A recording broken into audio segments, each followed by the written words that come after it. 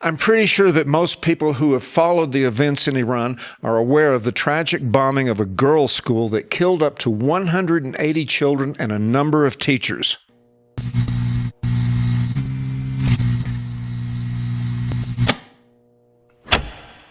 Do I think that it was one of our bombs that hit the school? I can't say for sure, but it most likely was. Do I believe we would have done something like that on purpose? No, of course not. Here's what I said on October 13th, 2025 about the war in Gaza. Johnny Joey Jones is a military analyst at Fox News and former Marine bomb technician who lost both of his legs to an IED in 2010 while serving in Afghanistan. Once, when asked about the current conflict, I heard him say, "War is a crime." That statement struck me as revealing a deeper truth about this conflict and about war in general. You can pick sides, but there can be no doubt crimes are committed all around. Crimes are likely to be committed all around in any war because war itself is a crime. Mr. Jones' statement shall live forever with me. While the bombing of that school is certainly beyond tragic, I feel I must point out that we were talking about a war with Iran. Bombing innocents is their daily bread. They have supported the likes of Hamas in Gaza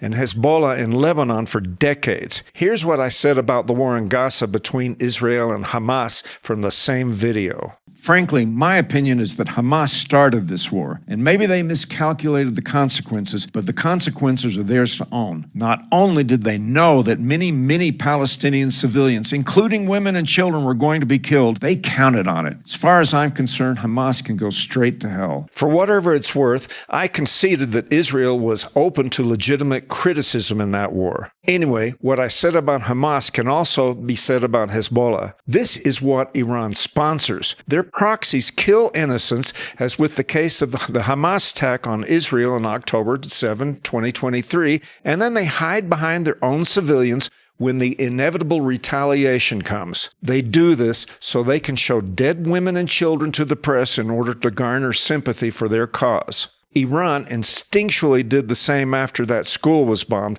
and the news spread like wildfire. But do I have to remind you that the Iranian government has killed 30,000 of its own citizens in street protests since December of last year? They have also detained some 50,000 political prisoners, and who knows how many other executions of those prisoners have taken place. This was all for simply disagreeing with the regime. What I am saying is this: no one can defend the death of 180 school children, but you simply cannot expect to take the moral high ground against the United States or Donald Trump by defending Iran in any way. I don't know what else to tell you about that tragedy, but I do know what to tell you about the Islamist regime in Tehran. As far as I'm concerned, they can go straight to hell. This is Pablo El Molinero.